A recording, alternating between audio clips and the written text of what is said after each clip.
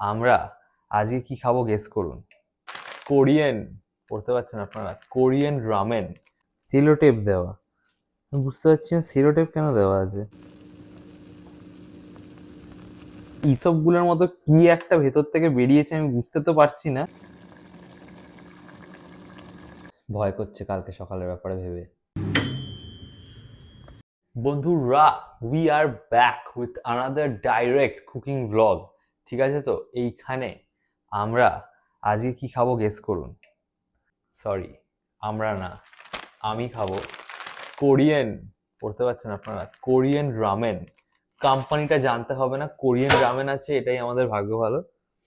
তো let's make it and have it. Korean ramen খেতে তো খুব ভালো হয়, কিন্তু পরের দিন সকালবেলার এক্সপিরিয়েন্সটা খুব একটা ভালো হয় না।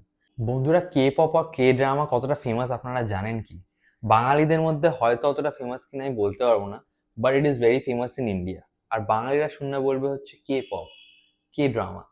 আপনারা যদি চোখটা না বুঝে থাকেন তাহলে প্লিজ সাবস্ক্রাইব। প্যাকেট কেটে ফেলেছে, ভেতর থেকে এই জিনিসটা বেরিয়েছে, সেলো টেপ দেওয়া। আমি বুঝতে পারছি না সেলো টেপ কেন দেওয়া আছে। আর এটা কি সর্ষের তেল? বন্ধুরা, আমি এতদিন জানতাম সর্ষের তেল দিয়ে আলু পোস্ত করা হয়, কিন্তু আমি জানতাম না কোরিয়ানরাও সর্ষের তেলে রান্না করে। ঠিক আছে, আজকে খেয়ে দেখি এটা কি, কিভাবে তৈরি করতে হয়। ওটা আমার আপাতত মনে হচ্ছে জানা আছে, কিন্তু I am not that confident. আগে আমি ব্যাপারটাকে সেদ্ধ করে নেবো। নুডলসটাকে আমি সেদ্ধ করে নেবো। নুডলসটা সেদ্ধ হয়ে গেলে তারপর ওটার মধ্যে তেল, মশলা, আর কি আছে দেখি, চিজ। কটা মশলার প্যাকেট আছে? দুটো আছে, দুটো মশলার প্যাকেট আছে। ড্যাম, খুব মশলাদার হবে ব্যাপারটা। Let's make it. বন্ধুরা, আমি বসিয়ে তো দিয়েছি গ্যাসে জল ভরে। ব্যাপারটাকে আমি ভাবছি এবার যে একটুখানি ওপর থেকে জল ফেলে দিয়ে তারপর ওটার মধ্যে আমি বাকি মশলার তেলটা মিশিয়ে দেবো। তো বন্ধুরা, এখন এটা ম্যাগি তো না যে 2 মিনিটে হয়ে যাবে। তো একটু গল্পই করি আমরা। রাত্রে মিডনাইট ক্রেভিং হলে কি আপনারা অর্ডার করেন, না ঘুম থেকে উঠে ম্যাগি বানান? কারণ কি, আমি ম্যাগি খেতে খেতে বোর হয়ে গেলে আমি অর্ডার করে ফেলি। আর আপনাদের বেস্ট, মানে আপনারা একটা ডিশ বলুন যেটা যদি আপনাদের লাইফের লাস্ট ডিশ হয়, ওটা কি হবে? ওরা আপনারা কমেন্ট করুন, ঠিক আছে তো? কিন্তু এটাকে কি কমাতে হবে, না হলে ওভারফ্লো করে যাবে।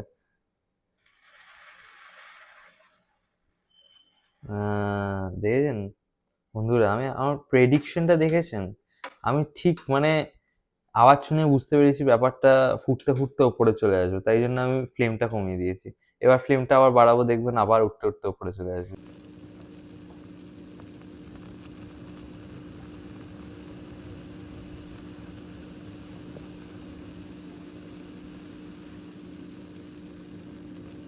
বন্ধুরা, এবার আমি একটা খুবই খুব ডিফিকাল্ট টাস্ক করতে চলেছি। সেটা হচ্ছে যে কড়াই, কড়াই না, এটাকে কি বলবো, সসপেন থেকে একটু জল আমাকে নিচে ড্রেন করতে হবে।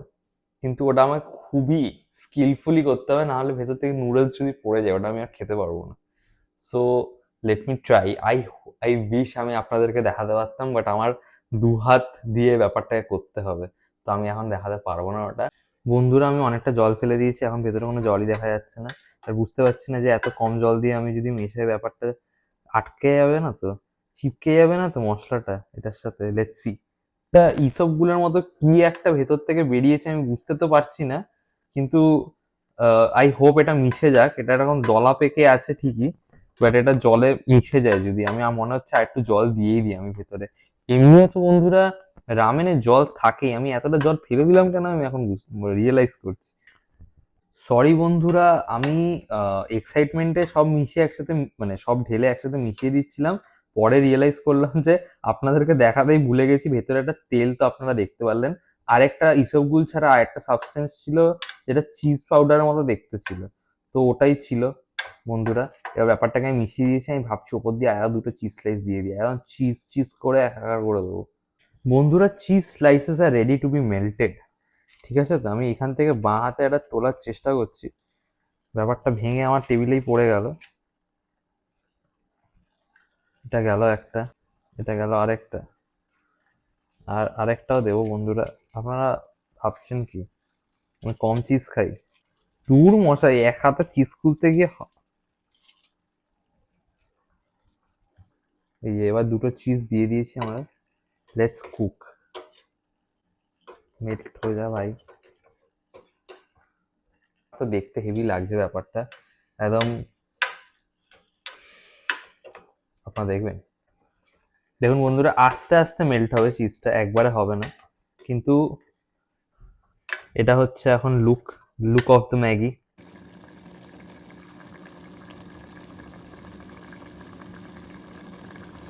বন্ধুরা, আমাদের রামেন রেডি হয়ে গেছে। একটুখানি cheese গলেনি, which is good.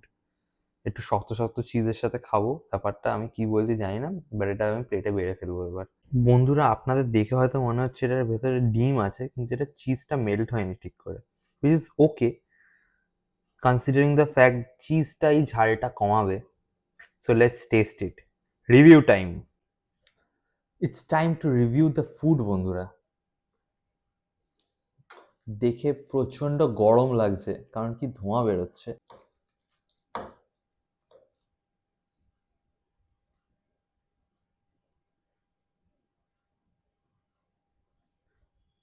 Let's see.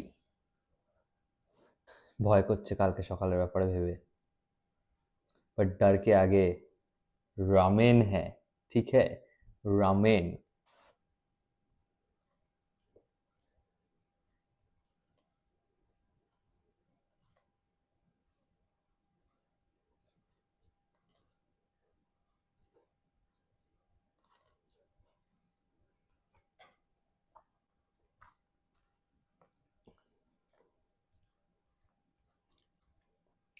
বন্ধুরা, টেস্টি তো আছে, ডেফিনেটলি টেস্টি আছে, বাট আমার মনে হচ্ছে যে আমি চিজটা চিজটা দিয়ে অ্যাকচুয়াল রামেনের যে ফ্লেভারটা, যেটা আমার কালকে পেছন ফেটে যেত, ওইটা আমি আপনার সাপ্রেস করে দিয়েছি, ঠিক আছে। তো আমার অতটা দুটো দুটো চিজ দেওয়া উচিত ছিল না, একটা চিজ দেওয়া উচিত ছিল।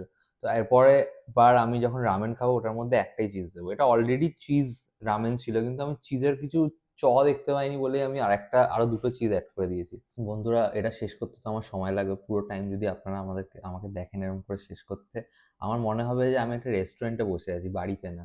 তো আপনারা এবার আমায় খেতে দিন। আর আপনারা যদি ভিডিওটা এত অবধি দেখেই থাকেন, তাহলে ডেফিনেটলি ডেফিনেটলি লাইক আর সাবস্ক্রাইব না করে যাবেন না, নাহলে কিন্তু আপনাদের স্বপ্নে আমি চলে আসবো সেম জিনিসটা বলতে।